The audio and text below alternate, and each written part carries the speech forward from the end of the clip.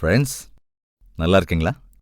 ஒரு நாள் ஒரு 4 பேர் சேர்ந்து அவங்கவுங்க வாழ்க்கையில யாருக்கும் தெரியாம அவங்க செஞ்ச தப்பு என்ன, அவங்களுக்கு இருந்த பலவீனங்கள் என்ன, இதெல்லாம் மனசை திறந்து பேசணும்னு சொல்லி இந்த ஃப்ரெண்ட்ஸ் 4 பேரும் உட்காந்து பேசிக்கிட்டு இருந்தாங்க. அப்படி பேசிக்கிட்டு இருந்தபோது முதலாவது ஒருத்தர், என்னுடைய வாழ்க்கையில எனக்கு இருக்கிற பலவீனம் அல்லது யாருக்கும் தெரியாம நான் செய்கிற காரியம் என்னன்னா, என் மனைவி என்ன நினைக்கிறானா, தான் ஒருத்தி தான் எனக்கு மனைவின்னு நினைக்கிறான். ஆனா உண்மையில நான் வேலை செய்யற இடத்துல இன்னொரு பெண்ணோட நான் சம்பந்தம் வச்சுக்கிட்டு வேறொரு குடும்பம் நடத்துற விஷயம் என் மனைவிக்கு தெரியாது. அது மாத்திரம் இல்ல, எப்பத்துல இருந்தோ நண்பர்களா இருக்கிற உங்களுக்கு கூட அந்த விஷயம் தெரியாது அப்படின்னு தன்னுடைய வாழ்க்கையில யாருக்கும் தெரியாத தான் செய்யற தப்ப வெளிப்படுத்தினார். 2வது நண்பர் பேசும்போது, என்னுடைய வாழ்க்கையிலும் கூட நான் செஞ்ச தப்பு யாருக்கும் தெரியாது. அது என்னன்னா, நான் படிச்சுக்கிட்டு இருந்த நாட்கள்ல பரீட்சையில பாஸ் ஆனதில்ல. உண்மையிலே நான் டிகிரி ஃபெயில் ஆயிட்டேன். ஆனா ஃபேக் சர்டிஃபிகேட் நான் ப்ரொடியூஸ் பண்ணி, அதாவது டிகிரி மட்டும் இல்ல, பிஜி கூட நான் செஞ்ச மாதிரி திருட்டு சர்டிஃபிகேட்லாம் ப்ரொடியூஸ் பண்ணி வேலை வாங்கிக்கிட்டேன். அது மாத்திரம் இல்லை, இப்போ ப்ரொமோஷன் எல்லாம் கூட வாங்கிக்கிட்டு ரொம்ப சந்தோஷமா வாழ்க்கை கடத்துறேன். ஆனா இந்த விஷயம் யாருக்குமே தெரியாது.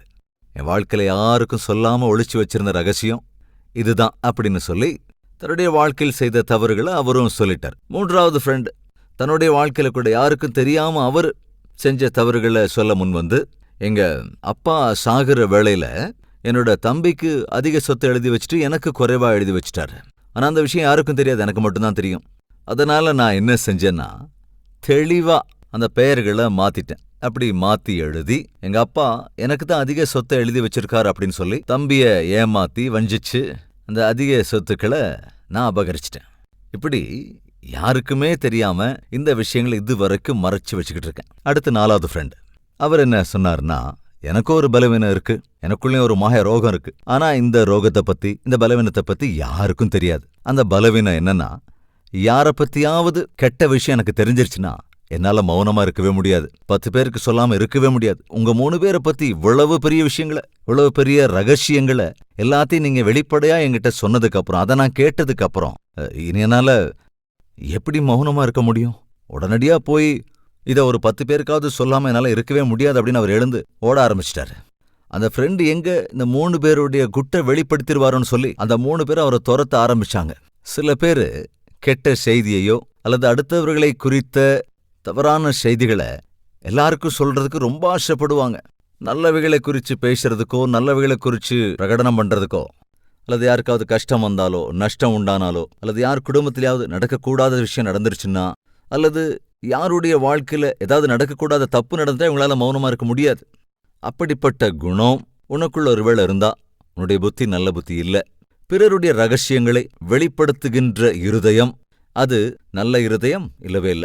பைபிள்ல ஒரு அற்புதமான விஷயம் இருக்கு.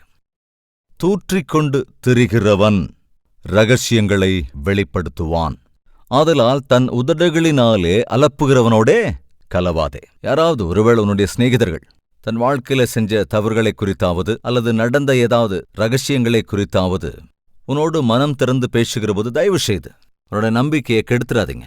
அந்த பக்கத்து வீட்டு ஸ்திரீ தான் மிகவும் நம்பியிருந்த தன் பக்கத்து வீட்டு சகோதரி கிட்ட தன்னுடைய வீட்டிலே நடக்கிற சில காரியங்களை குறித்து, தன் கணவர் படுத்துகிற பாடுகளை குறித்து, தன் கணவருடைய கள்ள தொடர்புகளை குறித்தெல்லாம் வந்து தான் மிகவும் நம்பின அந்த சகோதரி கிட்ட பகிர்ந்துகிட்டாங்க. அவங்க 2 பேரும் சேர்ந்து பேசிக்கிட்டு இருந்தப்போ பக்கத்து ரூம்ல இருந்த அவங்க பையனும் கூட இதெல்லா விஷயத்தையும் கேட்டுறான். அவங்க போனதுக்கு அப்புறம் நம்ம அவங்க பையனை கூப்பிட்டு, மகனே, பக்கத்து வீட்டார் யாராவது தங்களுக்கு இருக்கிற விலையேற பெற்ற பொருட்களை நம்மகிட்ட கொடுத்து பாதுகாப்பா வைக்க சொன்னா அதை ஒருவேளை நீ திருடுவியா அப்படின்னு கேட்டாங்க. அம்மா, பக்கத்து வீட்டுக்காரங்க நம்பி அவங்களுடைய விலையேற பெற்ற பொருட்களை நம்மகிட்ட கொடுத்து வச்சிருக்க சொன்னா அதை எப்படிமா நான் திருடுவேன்? தப்பி தவறி கூட அதை செய்ய மாட்டேன்னு சொல்லி சொன்னான்.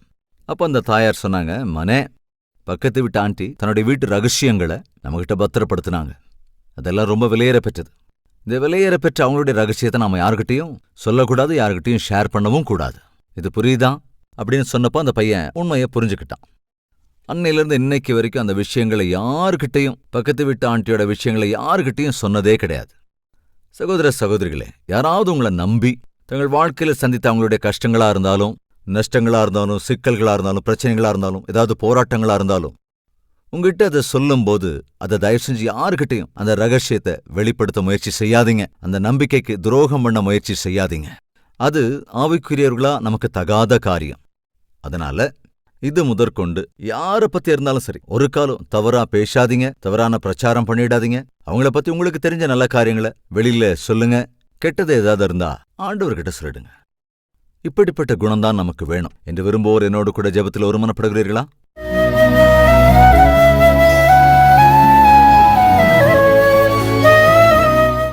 பரிசுத்தமுள்ள பிதாவே, எங்கள் வாழ்க்கையில நல்லவங்களையும் பார்க்கிறோம், கெட்டவங்களையும் பார்க்கிறோம். நல்லவைகளை கேட்கிறோம், கெட்டவைகளையும் கேட்கிறோம்.